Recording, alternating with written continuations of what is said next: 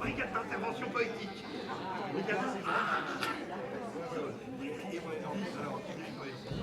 vous voulez après...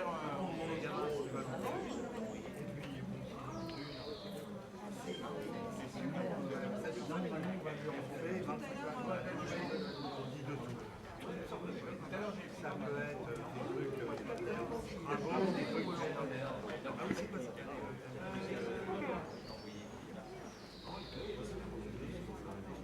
Alors, une fois, il y a des workshops, on va juste présenter une salle avec un prof de sciences. Et j'ai pas fait galère.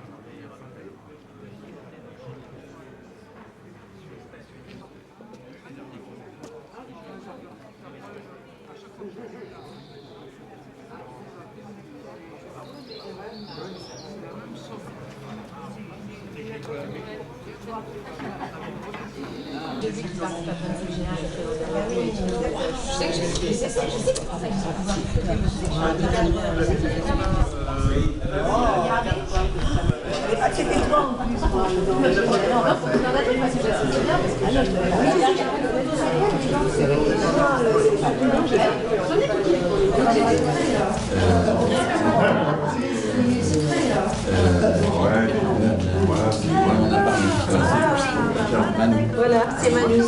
Bah, je suis ravie d'être là, c'est une belle ça a l'air d'être mignon comme tout. Oui, c'est une ancienne chapelle et qui a été refaite entièrement. Et ils ont gardé le projecteur 35. J'aime bien la caméra de projection. Voilà. Oh, ça c'est bien. Ouais, sinon, voilà. Voilà, comme ça. C'est super. Premier film, en fait, ensuite c'est celui-là. Celui où il y a c'est celui-là. C'est déjà fait, mais j'arrivais pas à le correspondre. C'est le cinéma municipal.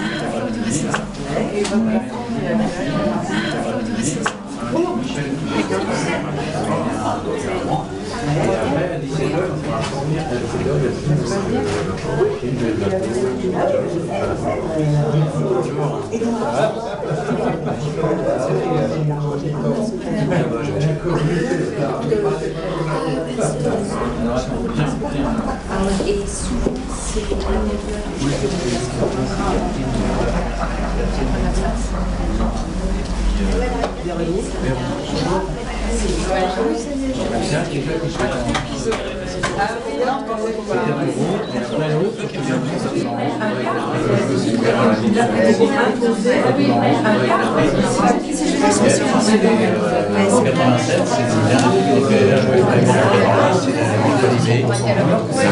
janvier 90 qui annonce son décès avec une hommage intérieure, avec en plus un hommage à Yves Simon, il a écrit le film sur les vieilles.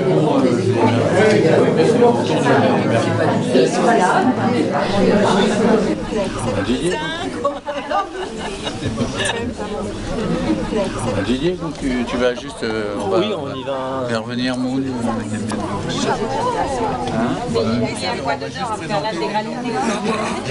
Après on fera un échange, mais là Didier, on va présenter.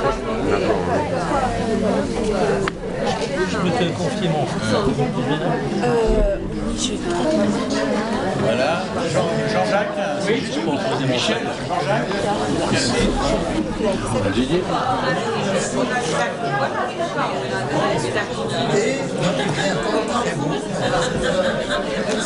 Michel, et Catherine, mais si, parce que après tout à l'heure pour le train, voilà.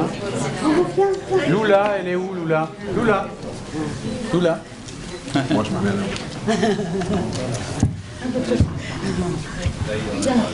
Alors, je suis juste court, simplement pour présenter les gens du premier film. Moon, sa petite fille, donc la fille de Frédéric Jamet qu'on voit dans le film, Michel, comédien dans le film, Gérard Courant, ensuite les techniciens et comédiens du mien, voilà. Alors, donc il y a eux, il y a Viviane Akili qui peut venir aussi. D'accord, elle veut pas. Et Lula, qu'est-ce que tu fais? Déco. Bon, enfin. Je vais faire une toute petite Oui, voilà, c'est ça. générale, et puis on... Ouais. Je fais semblant. Ah bah c'est du fait. Mais non, c'est juste court. Bien, bonjour à tous, bienvenue par ce beau soleil. Venir prendre protection de la salle de Trianon pour cette programmation Journée de la femme, Journée des femmes, hein, parce que c'est pas la femme, bon c'est... Des droits et de la lutte des femmes. Des droits et de la lutte, voilà. C'est important. Contre les régressions, contre... La burqa. Mais aussi des droits, même ici, hein, il n'y a pas que le burqa, il y a aussi des droits ici qui sont vraiment aussi assez menacés. Par exemple, au niveau de l'IVG ou des choses comme ça. Des salaires. Ou des salaires, enfin tout n'est pas acquis. Donc voilà. Donc ça c'est le paysage général. Ensuite c'est l'hommage à Juliette Berthaud, parce que ce qui nous est arrivé comme idée, c'est en se rencontrant avec Jean-Yves Carré-Levesque et Catherine il y a maintenant quelques mois. 8-9 mois, ouais. 8-9 mois, voilà. Petite grossesse. Voilà. À découvrir leurs films, ces films et leurs films, ça donnait envie en fait finalement de rendre hommage à une très grande comédienne, mais aussi très grande cinéaste également. Et plus de 60 films, hein, Juliette Berthaud. Plus de 60 films, oui, voilà. En tant que comédienne, et 3 films en tant que réalisatrice, plus des films à la télé, plus un livre et du théâtre, voilà, beaucoup de choses. Mais on en parlera un petit peu. On aura l'occasion effectivement de développer dans la deuxième séance, dans la deuxième séance de ces aspects, et même à l'issue de la première. Oui, à d'ailleurs, l'issue de la première, oui. Ah bah oui, bien sûr, à l'issue de la première, je suis... de développer tous ces volets de son parcours, de son travail. Alors là, en l'occurrence, l'idée a été de faire dans cet hommage un film qu'elle a réalisé, Havre, qui est son 3e film, qui était réalisé en 1985, ouais. Voilà, qui a suivi donc Neige et Cap Canaille. Les 2 premiers avaient été réalisés avec Jean-Henri Roger. Là, elle était seule à la réalisation. Et puis de présenter dans seconde séance, on espère bien sûr que vous serez toujours présent, 2 cinématons de Gérard Courant, ici présent, voilà, qui en a fait qui est en train de... voilà. Non, un seul cinématon et un couple. Oui, là, voilà. Si vous voulez voir une intégrale des films de Gérard Courant, c'est possible parfois.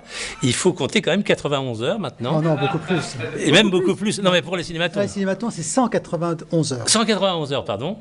La série n'est évidemment pas achevée. Et donc, on présentera 2 très beaux cinématons, celui consacré à Juliette Berthaud et celui d'un couple qui est avec Juliette et Frédéric Jamet, sa nièce. Voilà. Qui est la maman de... Donc, qui est la fille de Moon Jamet. Et la maman de... Et la maman de Luna. Voilà. Alors, je ne parlerai pas plus longtemps parce que, c'est Journée de la femme. Donc, Moon est la sœur de... J'allais te passer la parole.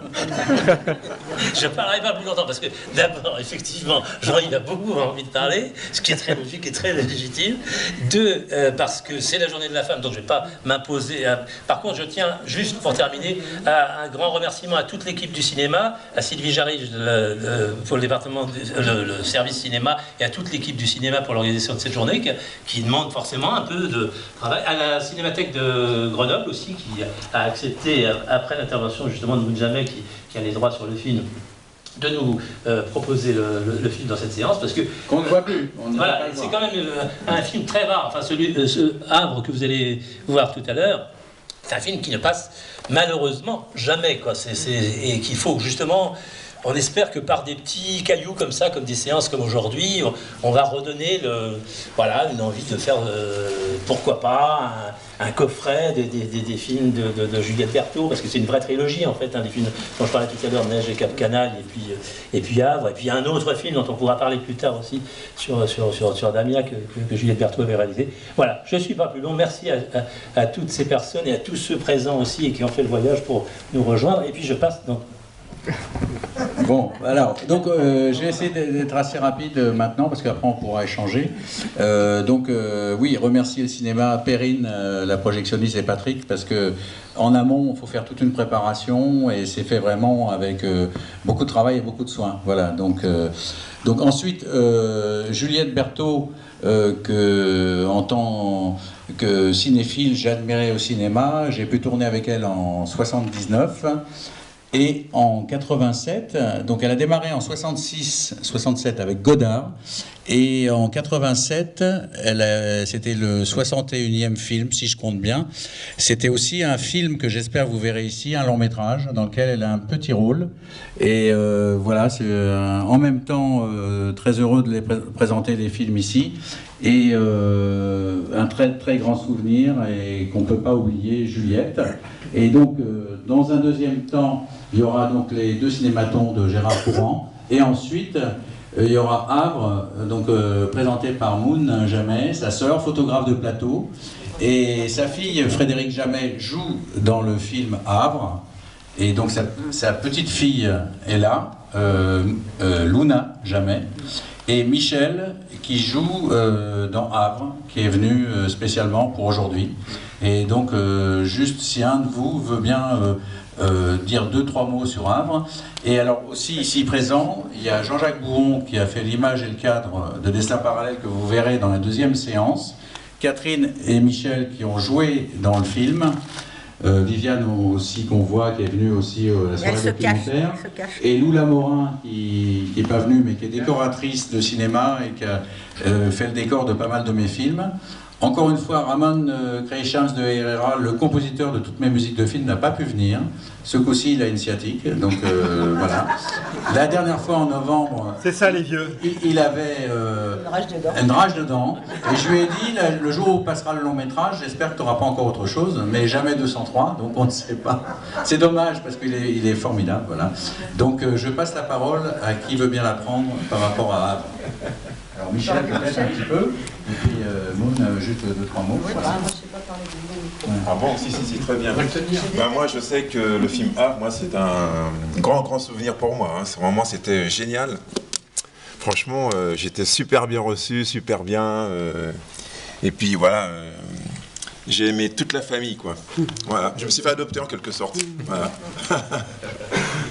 Pour ma fille, et puis pour me dire tout ce qui lui a apporté profondément, c'est-à-dire toutes les races. Elle se considérait comme quelqu'un plutôt du quart-monde, donc elle a représenté à peu près elle voulait présenter toutes les races dans son film, et puis donner un message d'espoir par Joris Ivens, qui donne le chemin à ma fille Frédéric, qui fait le rôle de la jeune fille dedans. Et puis aussi, je sais pas ce que je veux dire. Oui, et la femme, justement, c'est important, qu'elle considérait comme une race à part. Donc la 5e, voilà, la 5e par rapport au blanc, noir, jaune, tout ce que vous voulez. Mais voilà, c'était très important pour elle de mettre ça. Puis c'est un conte un peu onirique. Donc il y a plein de messages, mais c'est à vous de les trouver, de trouver ce que vous avez à trouver dedans. Voilà, merci. Et Joris Ivens, qui est un des plus grands documentaristes dans le cinéma, et également Alain Manval, qui n'a pas pu venir, mais qui était animateur radio, voilà, et qui joue aussi dans le film. Et donc voilà. Et après le film, vous pourrez échanger avec toutes les personnes correspondant au film. Et peut-être Luna, tu veux dire quelque chose par rapport à ta maman, Frédéric? Je sais pas, moi. Tu l'approches. J'ai pas vu le film, donc je suis ravie de le voir. Et voilà. Et puis c'est à l'âge. Oui, j'ai exactement l'âge. Ma mère a joué dans le film, donc voilà. Je suis ravie. Voilà. Entendu. Je crois que c'est bon. À tous. Voilà.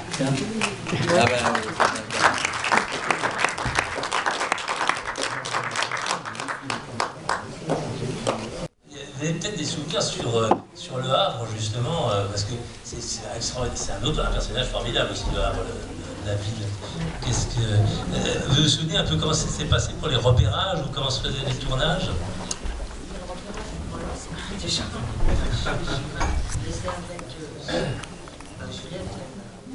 Juliette avec son opérateur.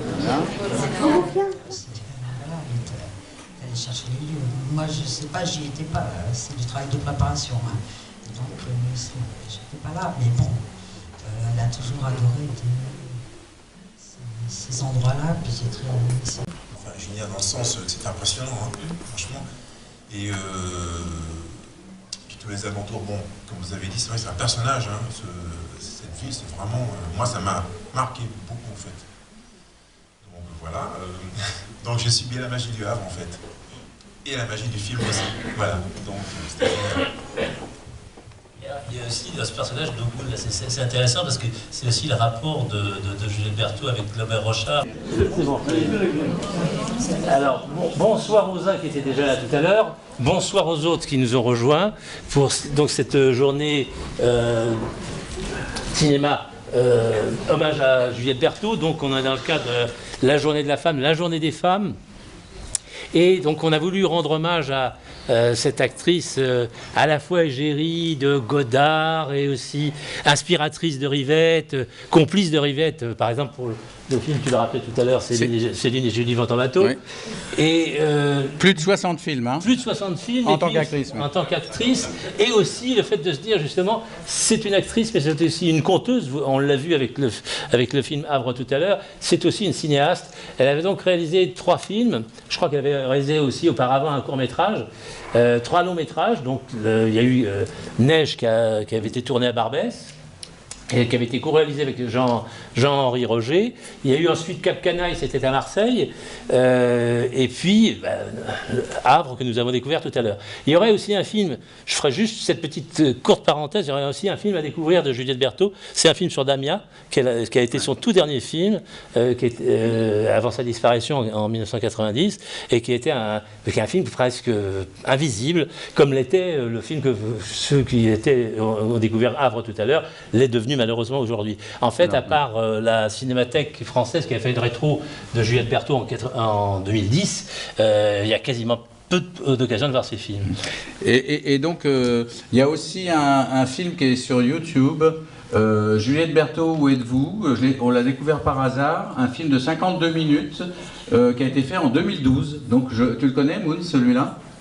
Ouais, et on peut le regarder sur YouTube. On tape Juliette Berthaud, où êtes-vous?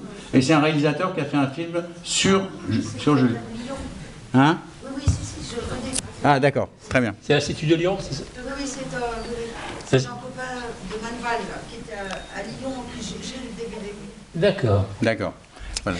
Donc voilà, l'occasion de redécouvrir son œuvre, son travail.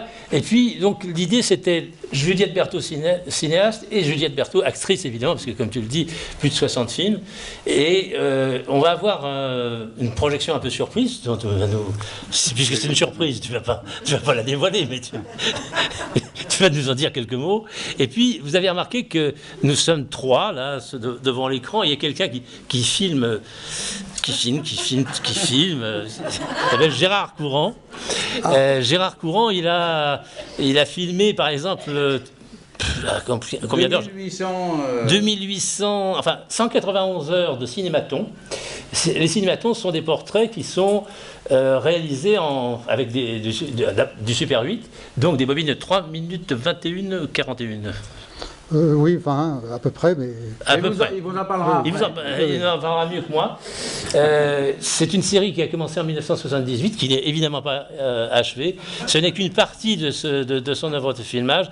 Il filme, mais il peut peut-être aussi parler en filmant, je ne sais pas. En tout cas, ça m'arrive de temps en temps. je pensais lui proposer cette performance. Oui, qu'est-ce que je dois dire en fait? À propos des cinématons. Le principe de... Oui. Alors... Donc les cinématons, c'est une longue aventure que j'ai commencé au début de l'année 1978. À cette époque-là, j'étais un jeune cinéphile fou. Et je connaissais pas mal d'artistes qui n'étaient pas très connus, qui étaient dans le milieu de l'avant-garde, des jeunes personnalités qui étaient dans la peinture, dans le cinéma expérimental, dans la poésie. Et évidemment, il n'existait aucun document sur ces personnes, aucun document filmé.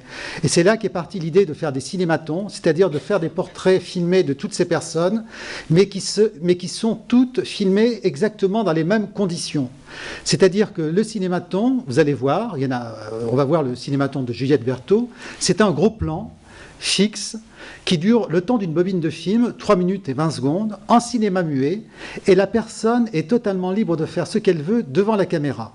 Alors, donc, depuis le début de l'année 1978, il y a eu 2876 cinématons qui ont été réalisés, ce qui fait un ensemble qui atteint presque 192 heures. Et de temps en temps, il y a des grands événements cinématons, des intégrales. Il y en a eu dans des endroits comme le Centre Pompidou, la Cinémathèque française à New York. La Vidéothèque, non? La Vidéothèque, non. Il y en a eu à Lucca, il y en a eu à Hambourg. Et donc, ce sont des événements exceptionnels, mais de temps en temps, on peut montrer un seul cinématon. Comme aujourd'hui, on fait un hommage à Juliette Berthaud, et on va montrer le cinématon de Juliette Berthaud. Mais vous allez voir aussi un autre film qui fait partie d'une autre série, qui n'est pas les cinématons, mais qui est un peu un cousin des cinématons, une série qui s'appelle Couple, donc, où le principe de cette série, je filme 2 personnes ensemble, dans un cadre qui est plus large que le cinématon. Vous allez voir, le cinématon, c'est un gros plan. Là, le couple, c'est un plan large, et le principe, ce sont 2 personnes qui sont ensemble et qui font absolument ce qu'elles veulent pendant ces 3 minutes et 20 secondes. Et ce couple, c'est celui de Juliette Berthaud et celui de sa nièce, Frédérique Jamet, qui était l'actrice principale du film que vous avez vu juste avant, tout à l'heure, à la séance de 14h30.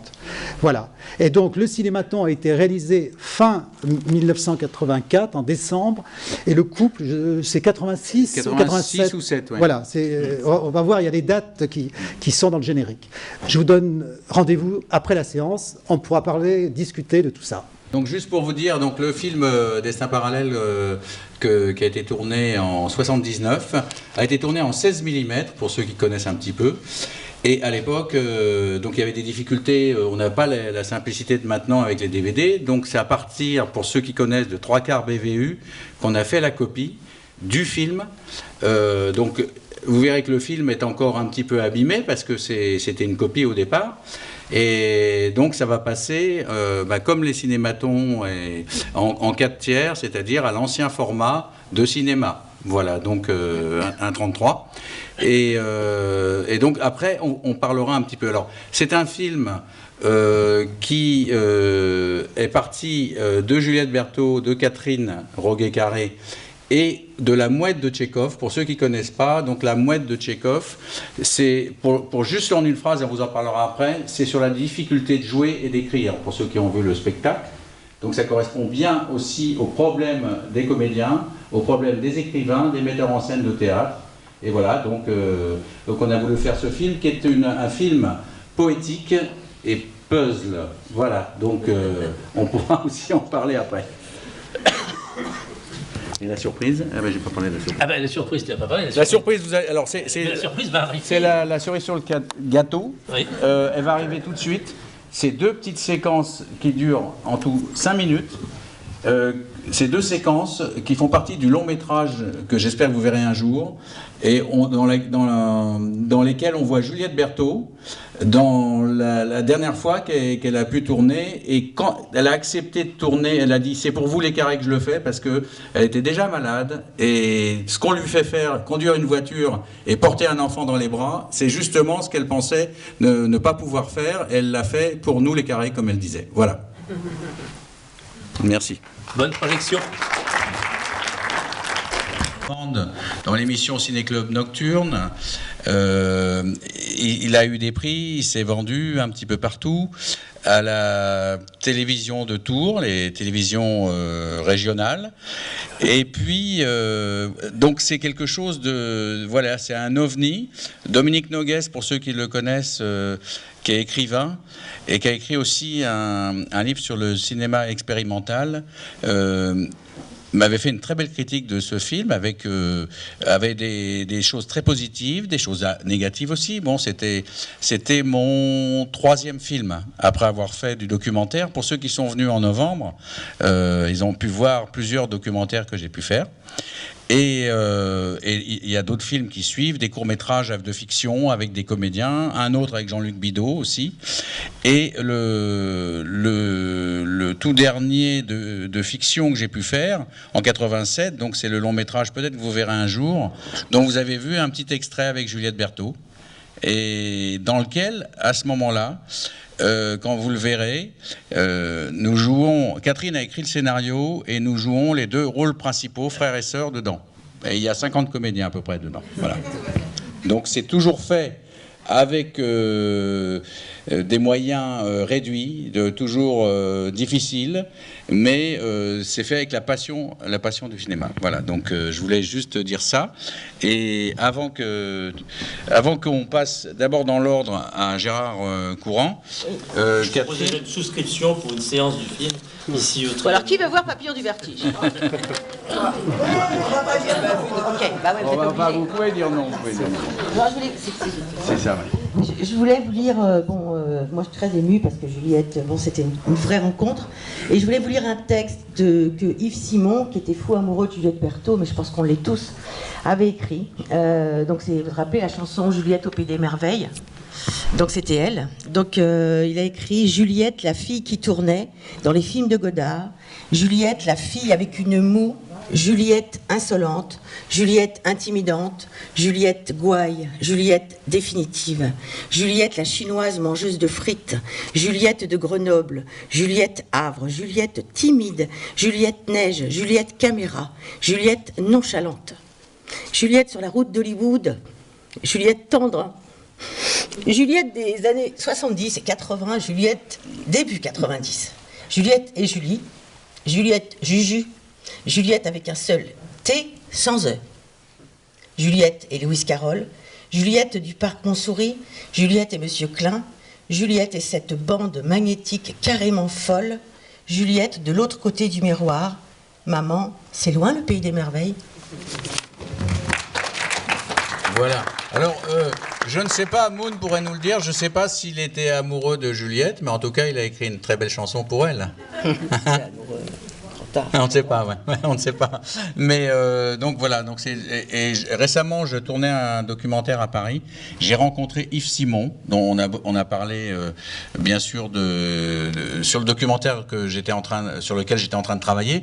Mais on a parlé de Juliette et il m'a redit ce que disait Juliette et voulait absolument pas qu'on écrive Juliette avec 2 TE, mais avec un T. Voilà. Gérard. Pour les cinématons. Oui, alors, tu vas me filmer. Ah ben voilà. Ouais. Il faut appuyer sur un bouton ou on Non, là, il y en a encore pour 4 minutes, ça va marcher, puis après ça va s'arrêter. Vas-y. Alors, oui, pour le cinématon, donc ce que j'ai expliqué tout à l'heure, le principe du cinématon, il y a un certain nombre de règles qui sont identiques pour tous les cinématons, et notamment il y a une règle qui dit que chaque personne est libre de faire ce qu'elle veut devant la caméra. Et donc Juliette avait décidé de mettre entre elle et la caméra, et moi qui étais derrière la caméra, une vitre transparente, mais légèrement teintée en grise, afin que je puisse me refléter pendant le tournage de son cinématon. C'était sa volonté à elle, que je me mélange, enfin, légèrement, parce que la vitre était un petit peu teintée, et pas trop, parce que si elle avait été trop teintée, j'aurais trop apparu, et elle, on l'aurait moins vue. Donc c'était extrêmement bien calculé, et donc c'est vraiment elle qui l'avait décidé, qui l'avait voulu. Et je me souviens, on avait fait pas mal d'essais, ça avait été, on avait une mise en place, disons, assez longue, mais voilà, le résultat méritait de tout ce travail.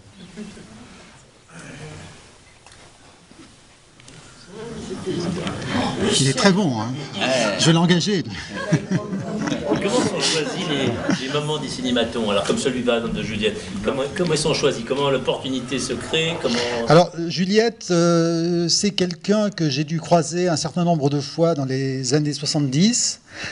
Mais sans qu'on se connaisse. On s'est croisés peut-être à une fête des cahiers du cinéma ou une avant-première de la Cinémathèque ou au Festival de Cannes, je ne sais plus, jusqu'au jour où c'était au début du mois de mars 1980.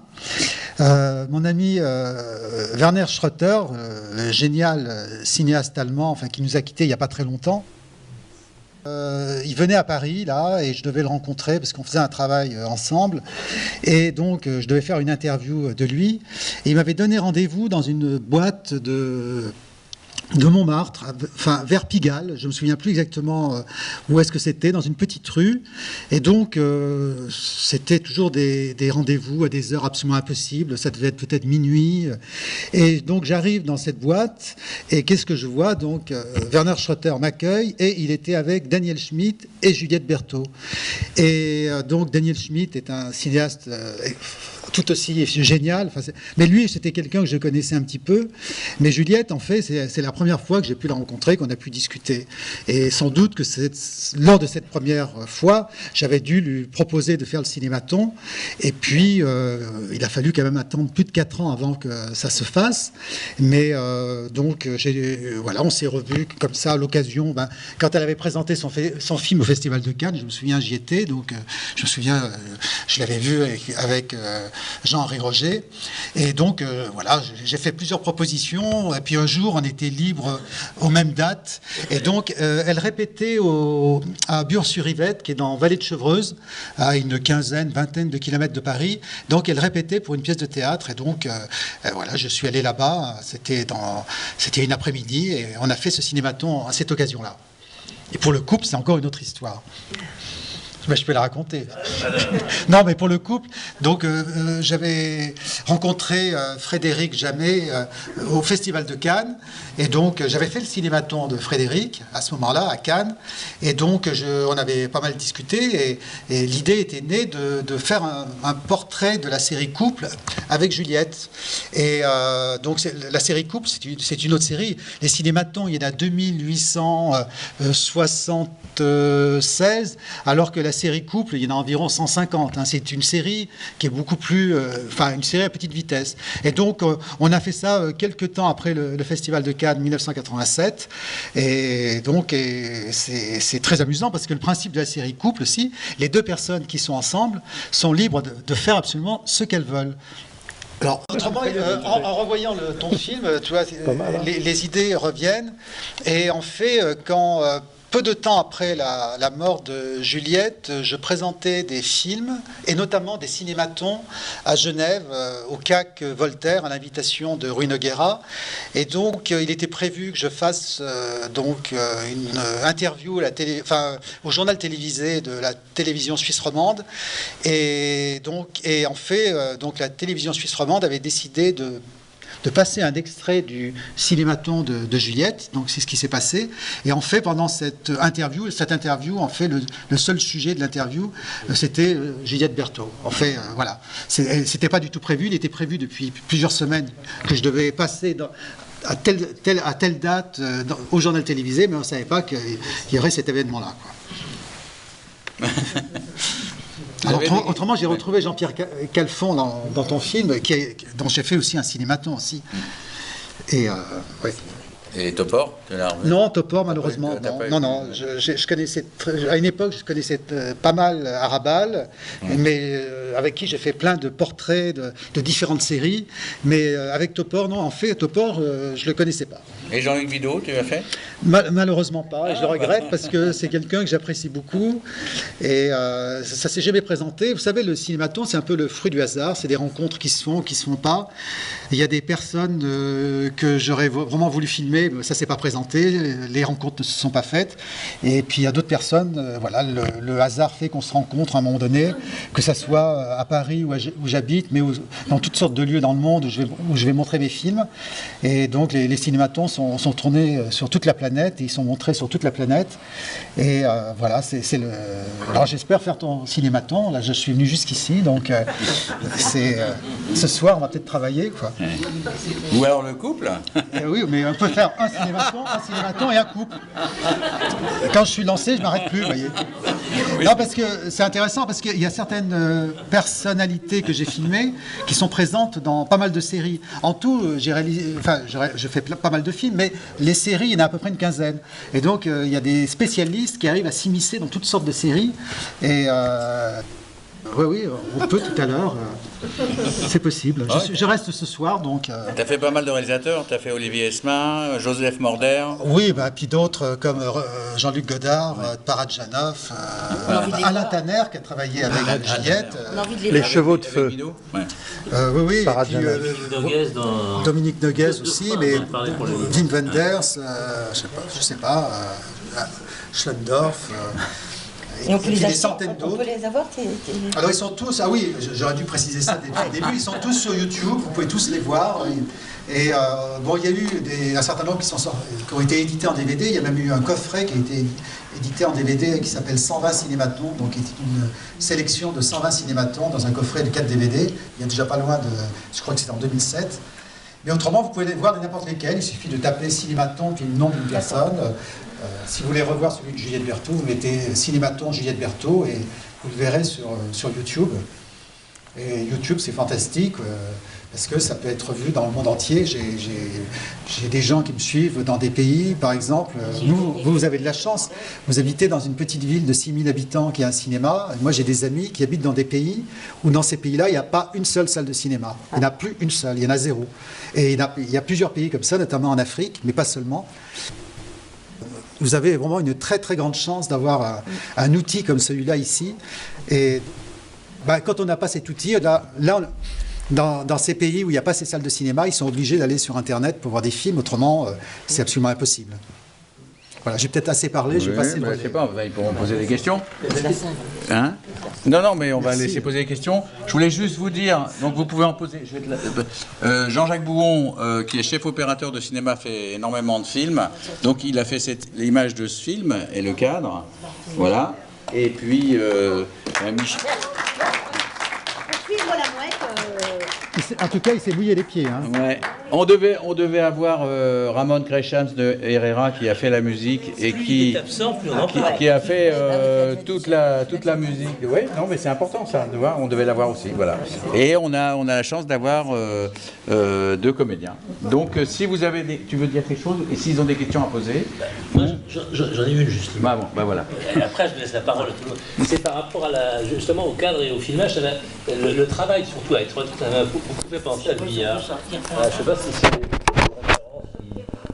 qui a inspiré le cadre, qui vous a, soit Jean-Yves et... Non, mais... non, faut demander au cinéma ça, je sais pas. Par contre, effectivement, les cadres, c'est pas le hasard dans ce film, c'est des choses qui ont été vraiment décidées entre nous. Et on s'est jamais battu pour ça d'ailleurs. On est tombé assez d'accord. Je dois dire que moi j'étais très ému de revoir ce film que j'avais pas vu depuis 35 ans. Et comme en plus il n'existe plus de copie 16 mm et tout, je me demandais dans quel état. Et je trouve que finalement le passage par le 3/4 de pouce BVU, donc en fait c'est un système vidéo qui existait autrefois, qui n'existe plus, et puis reporté sur DVD. Et je sais pas, tout d'un coup il y a une espèce de charme. C'est Bernard qui a fait le report. Oui, encore une fois, donc c'est. C'est pas que ça date le film, mais ça me remue encore un peu plus, voilà. C'est vrai. Ouais, parce que c'est de la vidéo. Bien sûr, on perd des couleurs, on perd de la netteté, des choses comme ça, mais tout d'un coup, il y a un charme supplémentaire au film qu'il y en avait déjà beaucoup pour moi. Et tu veux poser une question, Marc? Ouais. Marc, il présentait un film en novembre et qui est concepteur lumière aussi. Oui, mais je suis aussi, j'étais opérateur et je voudrais dire un mot par rapport à l'image parce qu'il y a dans ce film un comédien qui est pas des moindres, qui est La Mouette, et qui est la partie, il y avait un rôle pas des moindres, oui, au niveau du cadre, de faire vivre la Mouette dans toute cette liberté qu'il a donnée. Je trouve ton cadre vraiment magnifique. Merci. Et enfin, il y a un contraste justement entre les images posés fixes, des cadrages fixes, où en fait on sent que tu es trop riveté, tu as envie de partir dans le mouvement, et tu as des... Je dirais même cette descente dans l'escalier, là, cet escalier qui n'est pas facile à faire, il y a un toucher du cadrage qui est vraiment, moi, qui m'a beaucoup plu, quoi. Ouais. Et cette liberté, ces mouvements de mouettes sont pas faciles à faire du tout, tu as fait un travail magnifique, voilà. Alors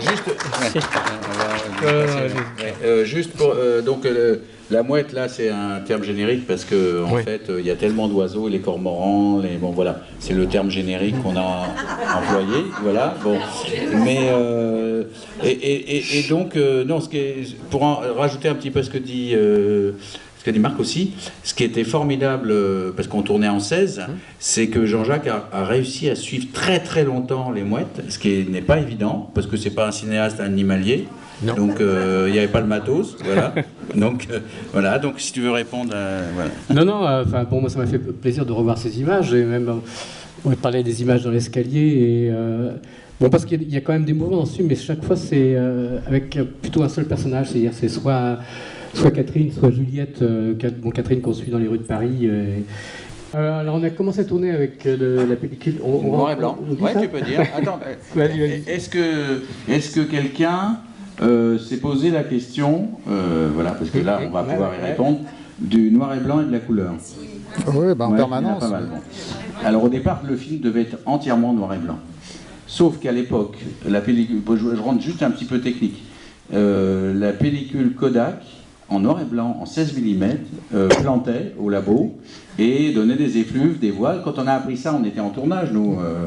Donc après, on s'est réunis. Quelle décision prendre? Prendre le risque de foirer la moitié du film ou, à ce moment-là, de passer en couleur. Ce qu'on a fait avec Fuji, à ce moment-là. Et donc, après, au montage, on a refait la construction du film, qui était un petit peu différente, qui était dans l'idée. Et donc, ce qui donne ce noir et blanc et cette couleur, un petit peu étrange au milieu de tout ça. Et aussi la volonté que j'avais de tourner pas mal de choses en plan séquence. Voilà, donc pour ceux qui connaissent. Alors par rapport à... Oui, non, j'ai rien à rajouter. Par rapport à la sensibilité, c'était de la double X, en fait, donc c'était 250 ISO, si on est en extérieur ou en lumière artificielle. Et pour la Fuji, c'est pareil, parce qu'il n'y avait pas encore il n'y avait pas encore de 400 qui est arrivé juste un peu après, quoi. Mais bon, j'aimais bien la pellicule Fuji, enfin j'aimais bien toutes les pellicules, j'étais pas marié avec un fabricant en particulier, mais par rapport au film, c'était une pellicule assez douce et qui correspondait bien à ce qu'on voulait faire. Et Jean-Jacques, on se connaît depuis très longtemps, on n'a jamais retravaillé ensemble, mais il a fait énormément de longs métrages que vous avez vus, à l'image, donc la lumière et le cadre. Donc voilà, donc je suis content de le retrouver, il m'a fait la surprise parce que on ne savait pas qu'il allait venir. D'autres questions?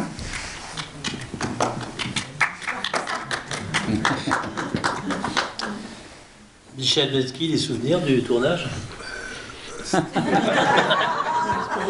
Alors, je ne sais pas où est passée Catherine. Ouais. Michel Melki, pour ceux qui ne le connaissent pas, dans le film, il y a aussi Stéphane Hillel, pour ceux qui le connaissent. Il est directeur de théâtre maintenant, comédien, metteur en scène de théâtre. Ça ressort beaucoup. Et donc, on se connaissait tous, parce qu'on était dans le même cours d'art dramatique. J'ai commencé comme comédien. En 1938. Voilà, en 1938, voilà. Et Michel Melki et Stéphane Hillel... Toi, tu l'as fait. Michel Melki et Stéphane Hillel ont démarré avec un succès, À nous les petites Anglaises. Voilà. Oui. Eh bien... oui, je travaille beaucoup dans l'heure, en fait. Je travaille beaucoup dans l'heure avec le théâtre de l'éphéméride. Vous connaissez peut-être... voilà. Non, malheureusement c'est bizarre, mais les années passent et quelquefois on oublie des choses aussi jolies que ça, parce que je trouve que j'ai qu'une scène dans ce film, mais elle est assez jolie. Elle a beaucoup de tendresse, il y a beaucoup de tendresse dans les deux personnages. Il y a quelque chose qui se passe de toutes les façons dans tout le film, que j'ai revu avec plaisir. Je ne l'avais pas vu depuis depuis que tu l'avais fini, depuis sa sortie, et je l'ai revu. C'est très bizarre d'ailleurs, c'est comme un roman qu'on relit une deuxième fois 20 ans après.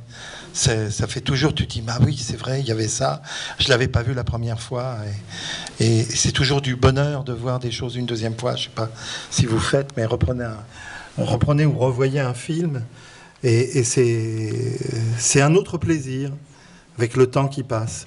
Tes souvenirs du tournage, malheureusement, je suis désolé.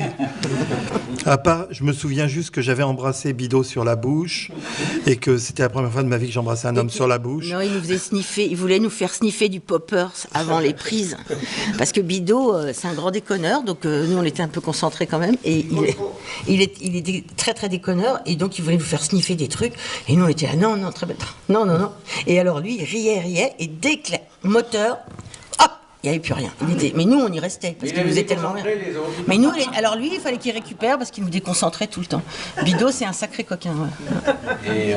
Et donc, la petite fille, tout petit rôle que vous voyez dans le film, c'est Clémentine Autain. Donc maintenant, pour certains, vous la connaissez au front de gauche.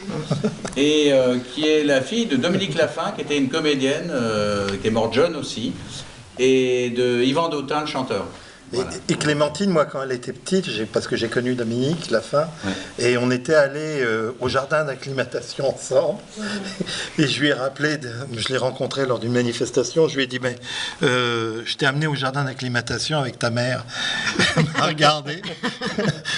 Je lui ai dit, t'as beaucoup changé depuis. Ça fait bizarre. Enfin, le temps qui passe, ça fait bizarre.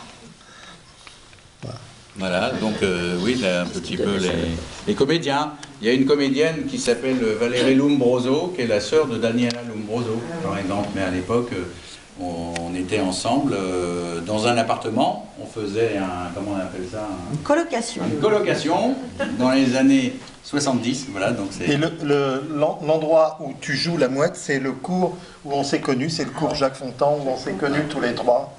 Donc, il y avait Anne Fontaine aussi, qui est réalisatrice maintenant, mais qui était comédienne. Hein, elle était venue dans le cours. Beaucoup d'autres gens aussi. Patrick Kubiak. Ouais. Kubiak, il était au cours. Alors lui, il est devenu dentiste. Il est devenu dentiste rue de Rennes. Ah ben ça, c'est très utile. Hein. Alors, dentiste, très... Un jour, j'étais voir dans son cabinet. Il a toute la tenue, on dirait un Américain. Il a une petite... il a 2 secrétaires. Ah non, c'est... Un des comédiens. Celui qui raconte qu'il saute le métro, tu sais, avec son chapeau. Bernard me demandait la rencontre avec Juliette. Alors, Juliette, pour moi, Juliette, c'était vraiment une des comédiennes formidables, au même titre que d'autres, comme Jean-Pierre Calfon, enfin pour moi, qui était un passionné de cinéma, pouvant aller voir, et j'entraînais Catherine, 3-4 films dans la même journée, quand on ne travaillait pas, et le théâtre tous les soirs, enfin voilà. Et donc, c'était un rêve de pouvoir la faire tourner, et un jour, j'ai décidé de lui faire parvenir le scénario de Destin parallèle, et on s'est rencontrés, et donc elle m'a dit quelque chose. Elle m'a dit, à ce moment-là, en 79, en plus, vous êtes le premier à me proposer un rôle de mon âge réel au moment où on voulait faire le film. Ça aussi, donc voilà. Et les 2 petites séquences que vous avez vues dans le film de 87, elle a vraiment fait ça aussi pour nous, quoi. Donc ben voilà, je ne sais pas comment dire, on l'adore, hein, je vais pas... sinon c'est extraordinaire, elle a été formidable, surtout que c'était pas évident pour elle, parce que c'était un film pour elle en voix off, voix intérieure, sur le théâtre, donc jouer comme ça, c'est pas ce qui est le plus facile. Et quelques temps après, juste après le film, elle a rencontré un metteur en scène de théâtre dont le nom m'échappe actuellement, qui avait monté la mouette de Tchekhov, et qui l'a invité à une émission de radio où il la faisait parler aussi.